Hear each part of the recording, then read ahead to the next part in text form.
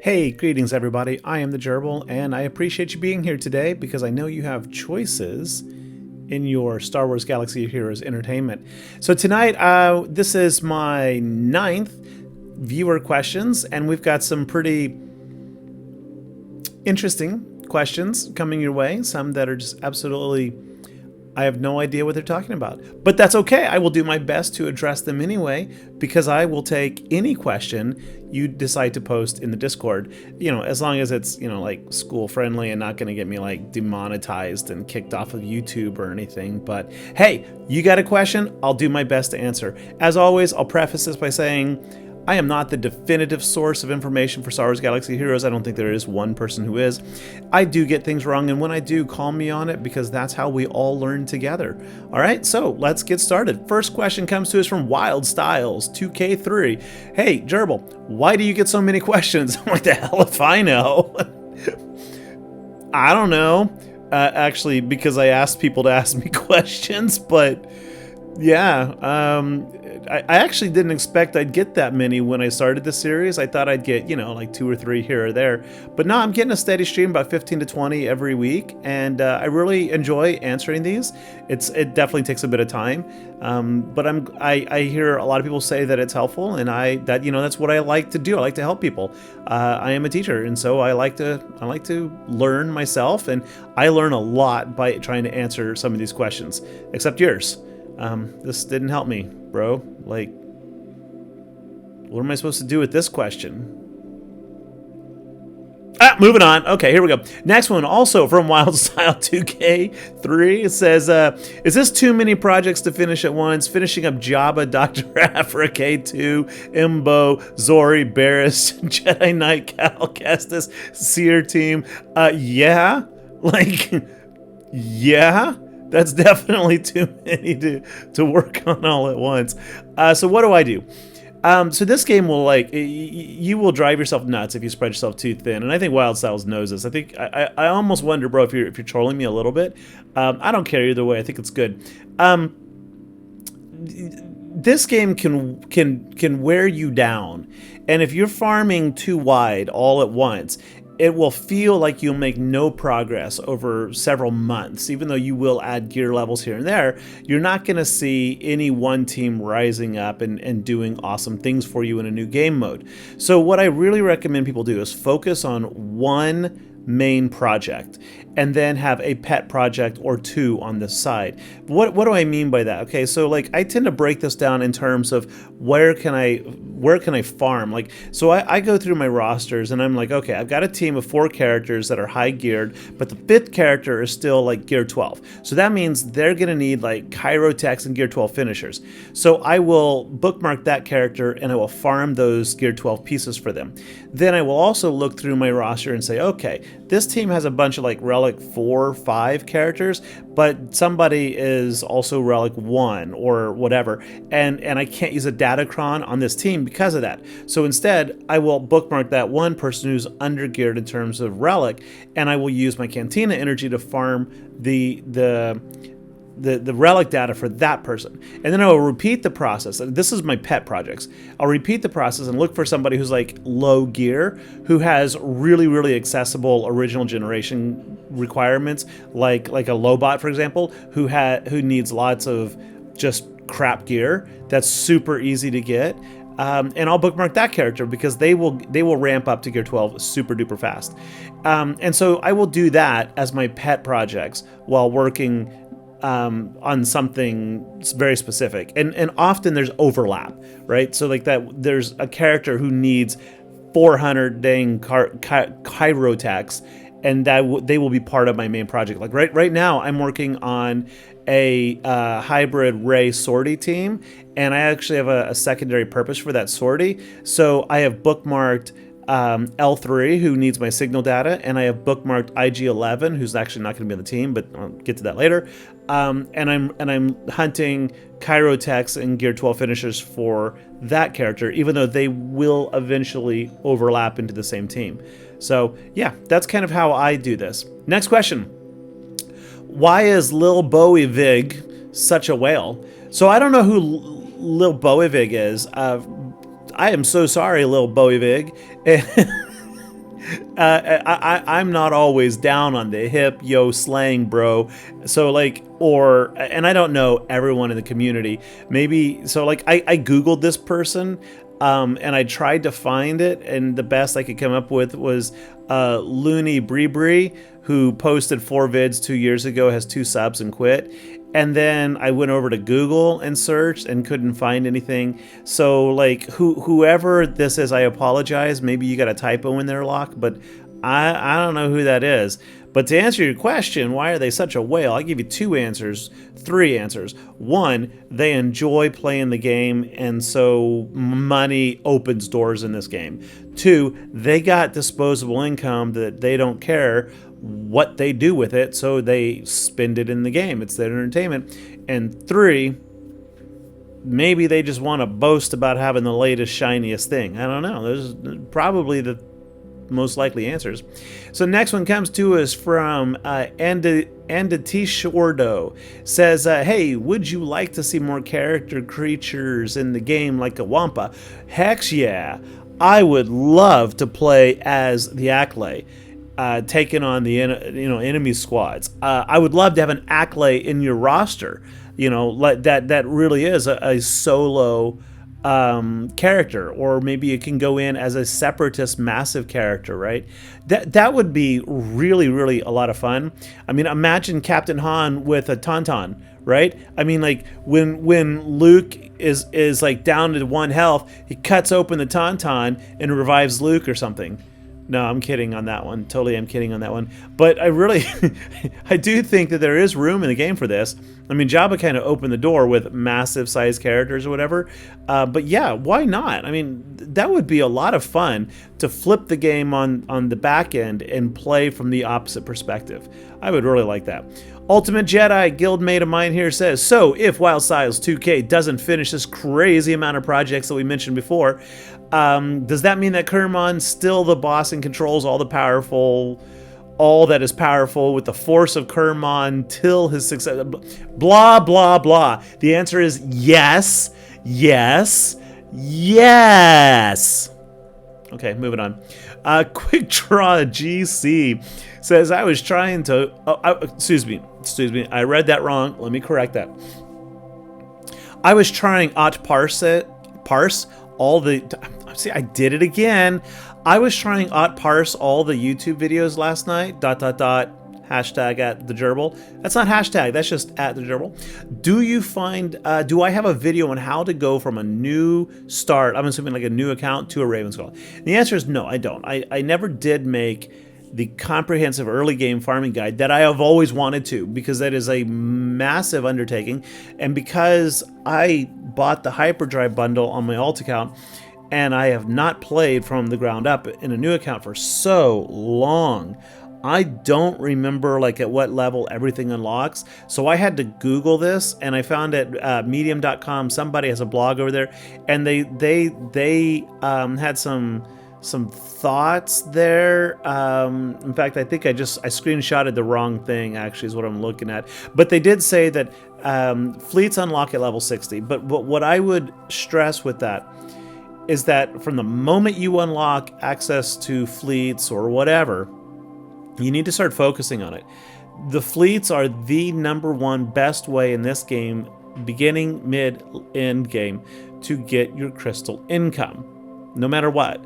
So Ravensclaw is on light side hard. It's on, 2E, which is an early accessible level. But of course, ships are not accelerated, so it takes forever to unlock. So I would recommend doing the 25 crystal refresh minimum every day, maybe even the 50 if you have sufficient crystal income. That's going to be a rough one, though, I know. But you basically want to hit that 10 to 15 attempts a day so that you can get at a minimum 3 to 5 shards a day. Even if you were to get 5 shards a day, then that still means you're going to need at a minimum 66 days to unlock this ship, right? Which is 2 months. 2.5 months ish.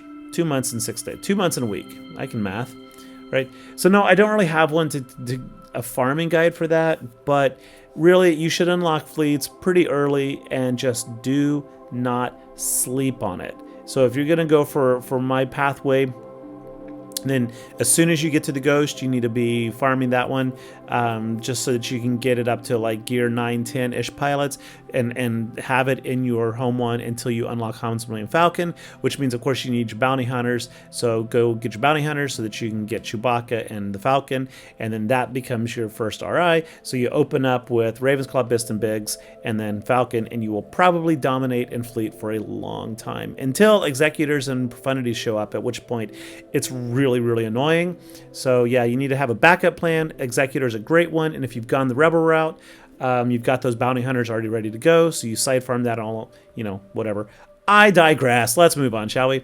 El Tortoise. Oh, I like that. El Tortoise. Okay. The Tortoise 95 says, wondering if I found any cool use for Ewok teams on offense in Territory Wars. And like, yeah. Right now with the Nisacron in Territory Wars and her Omicron, they destroy. So I know 2/3 of you right now are like, oh my god, another Ewok question, Gerbil. But yeah, I'm the Ewok guy, so get over it. But and I'm really, really getting sick and tired of all these other YouTubers and people being like, yeah, they're an okay team. Hell, they are way better than an okay team right now. They are totally A-tier team right now. So in my guild's TW that just ended, I got 9 holds before they were defeated in their 10th battle. And then in my first round GAC that just ended 2 days ago, I literally won because of my Ewoks. They dropped a couple battles against Leia and realized they weren't going to get through that zone. So then they went to the top zone. I put my Ewoks in front of the ships, and they dropped 2 battles and quit. The Ewoks right now are insanely good. And in Territory Wars, the Nisa Omicron makes them really, really good. So here's a list of things that I think you should reasonably be able to beat.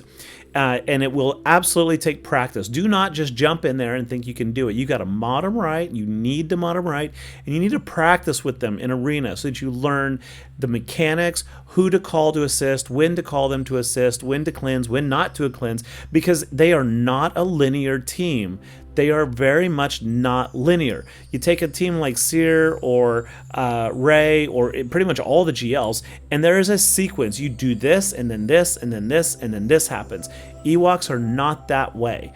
You have to think on your feet, and you have to evaluate the state of the board. There's all kinds of really intricate little things in there that you have to pay attention to, which I suspect is why a lot of people don't like them. But hey, if you watched Arnold versus Heinze today, it was a really fun matchup. Arnold put his Ewoks on defense. Yeah, top tier world leading player right there using Ewoks on defense in Kyber 1. So clearly Ewoks suck, right? And then Heinze dropped a battle with him. He then tried to clean up with Wampa, which worked, but I'll note that the Wampa was 1 hit away from losing, and the Ewoks, when he started the battle, did not have Chirpa. Chirpa died in the match before. So they did not have their Omicron, they did not have their leader, and they did not have a leader ability. So had Chirpa been there, they would have destroyed that Wampa also. So anyway, yeah, there you go. 2 Kyber 1 top 100 players using Ewoks. Clearly they suck. Not the players, the Ewoks. The Ewoks. We got to get that right. Yes, if your sarcasm alarm's going off, I get it. Total sarcasm right there. Hey, Autumn says, I have 2 Rebel questions. One about Chewbacca and one about GLA. Does it who the guard applies? I think she's saying, does it matter who the guard applies while using a CLS team? The answer is yes. You typically want to have Chewbacca guarding Han Solo, which he will automatically, and CLS. Now, it's actually pretty easy to get there because ChewPO is going to be really, really beefy by borrowing 40% of CLS's stats, and then C3PO is actually quite beefy already. But if you're struggling with that, you want to put Chewbacca. I believe that you want to have him second in the lineup. I'm not 100% sure on that, but that way, when the match starts, it applies uniques and character stat bonuses and everything in the order that they are in your deployment. So Chewbacca would check for guard before ChewPO's unique gives in. Oh, so if that's the case, no, you'd want Chewbacca at the end so that ChewPO gets the stats and then Chewbacca is checking to who to guard. Yeah, that was weird. Second question: Farm Boy Luke Omicron be good with GL Leia in Territory War? I think that's GL Leia, but if you didn't mean GL Leia, let's back that up. The Farm Boy Luke Omicron is actually really good. The problem is that Farm Boy Luke is not so good, and he's an OG character, so he's really, really easy to gear, but putting on those gear 12 pieces on him and then relic materials on him is really painful for a lot of players. But I have encountered many people who have like a Relic 7 Farm Boy Luke with the Omicron, and they swear by him in Territory Wars because of the turn meter train he gets and the ramping offense.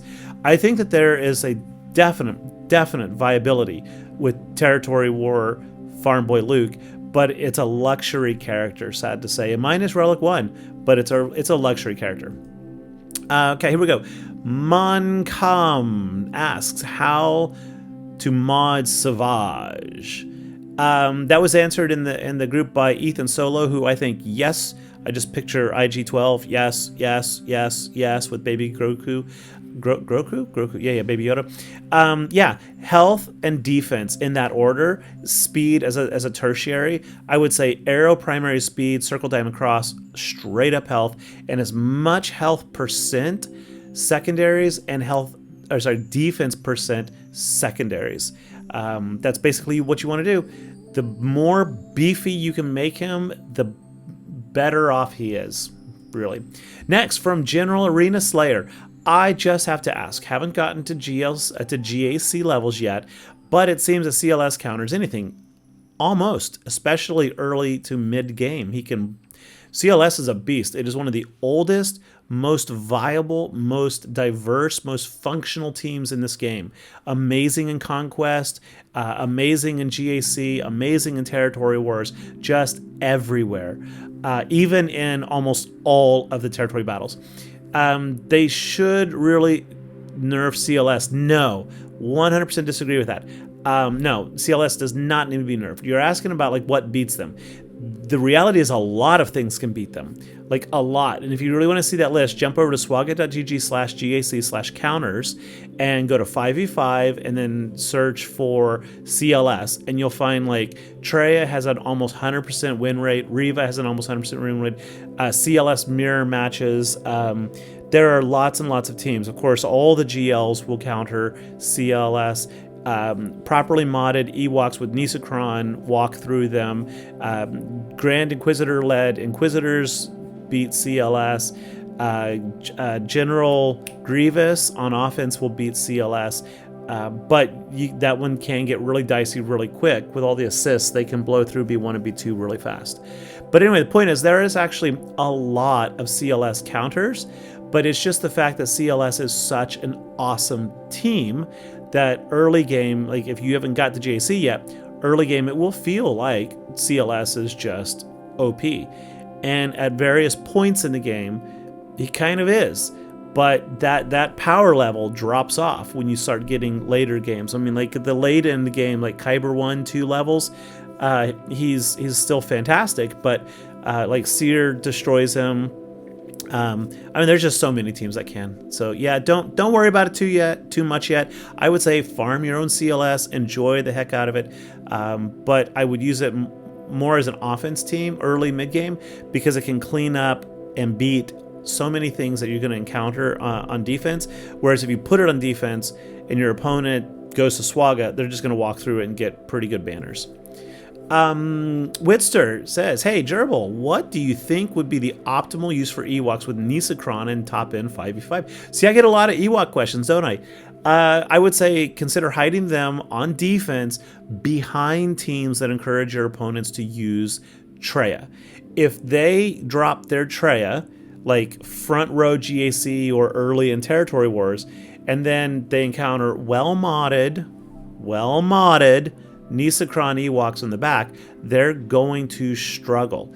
Time and time and time and time and time and time and time and time and time and time and time again. I have proven this, and yet I keep seeing other content creators again saying that they're not that good. And then you go look at those content creators rosters and you see like they got protection, primary mods on them with like 8 speed. And I'm like, well, that's why. I literally just listened to a discussion about this on a podcast, and somebody was saying that they put them on defense and got destroyed, and I immediately jumped over and looked at their roster, and yeah, they were like plus 62 speed. Of course they got destroyed, right? So yeah, mod them well, put them on defense, and enjoy. And in the meantime, practice learning how to use them, and then while this Datacron is here, you can reasonably beat several different GLs. So like hit the Discord, hit the YouTube, and you can find videos of people doing it and some people explaining how. Jedi Master Luke is pretty easy, actually. Back to General Arena Slayer. Do ships get protection from their pilot bearing G7 or any other benefits? So I don't know. Yeah, all the ship's protection generally comes from the pilot. I don't know at what level it kicks in, but ship stacks are an equation that include the base stat of the ship that's predetermined by CG, plus the gear levels of your pilot, the mod quality, not the roles, not the type. It doesn't matter if it's health or speed or offense. It's the quality. Is it a 1 dot, 2 dot, 5 dot, 6 dot mod? That's all that matters. And then eventually relic levels that you apply to your pilots. So you can see, like, this is my Ahsoka Tano screenshot here. The numbers in white are the current stat. The numbers in greenish, teal, turquoise, whatever that is, those are values that are added to the ship due to the pilot's level. Similarly, over at SWGOH.gg, you can see the maximum, like Ahsoka's Jedi Starfighter, her maximum health is 107,611. And then in parentheses, 93,067 of that health, though, comes from the pilot. Yeah. And like 31,000 protection, which is all of it, and then 78 speed. So yes, it does, but I don't remember what gear levels it kicks in. The reality is you're going to be shooting past gear 7 pretty quick. Once you get to, you know, I'd say about level 70, so it's level 80 in your character, you're going to start ramping up your gear levels really, really fast. And then when that happens, this is not really going to be a question that you're going to concern yourself with. You just really want to focus on just gearing up and maxing out the mod quality level on any pilot that you're working towards.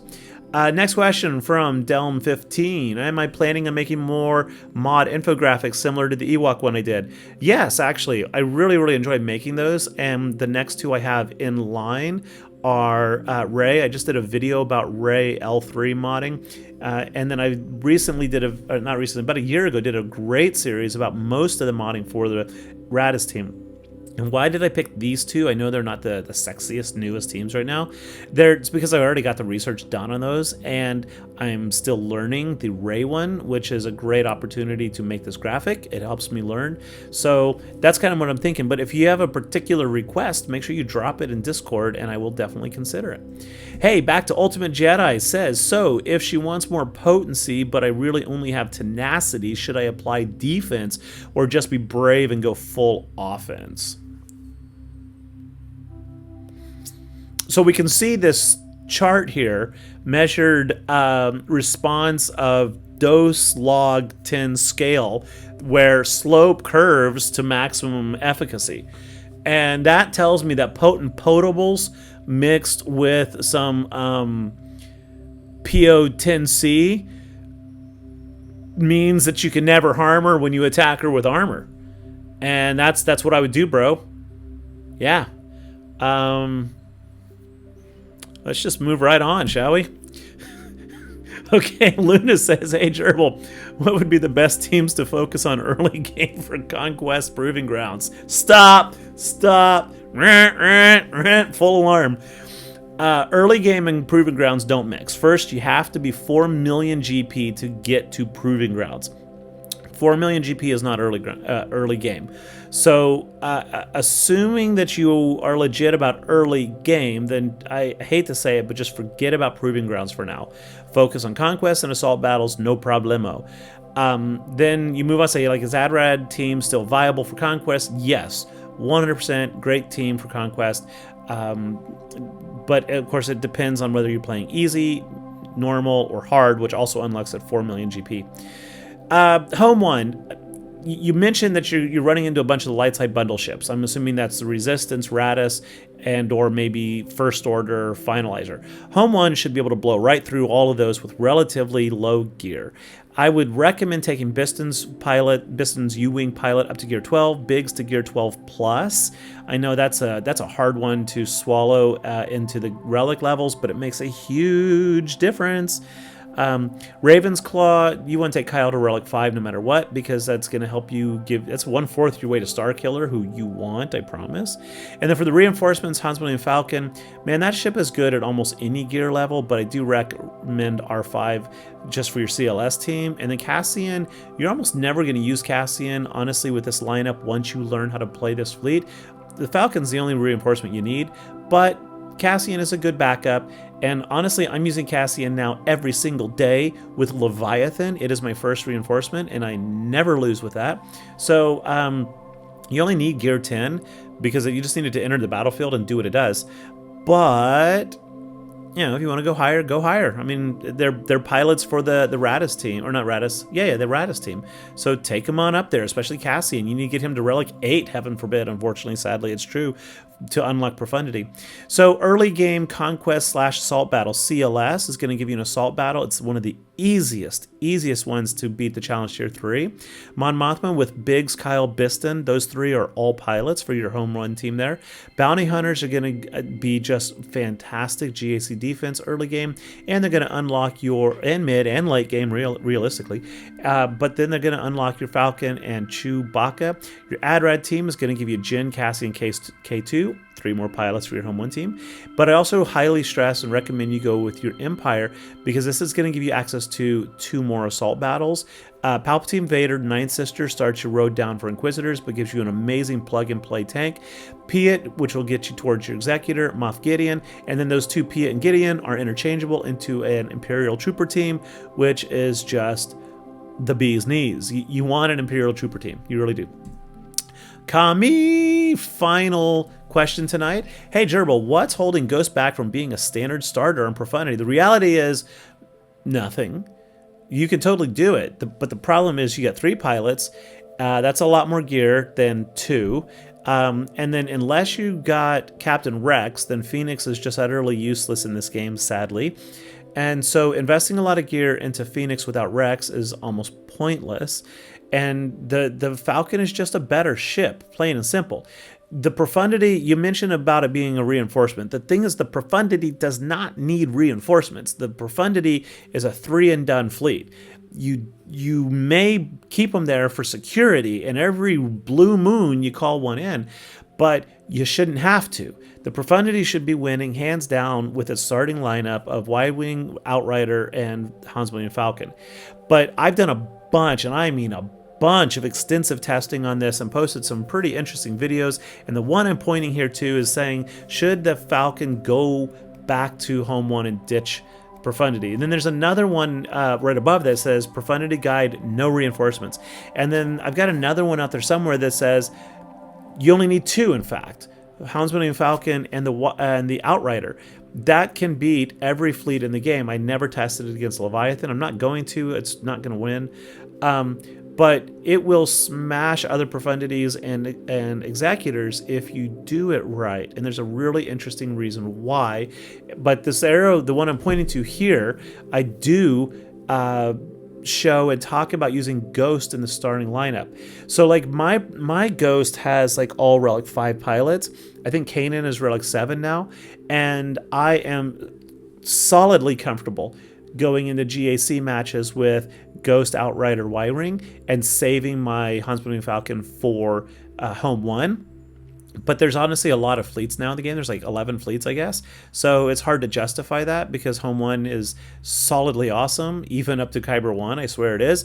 But it feels more risky because you never know if, when doing that, if your opponent, like when you breach that back wall, if they're going to have Leviathan, Profundity, and Executor on defense, your home one is just like worthless against those 3 fleets normally.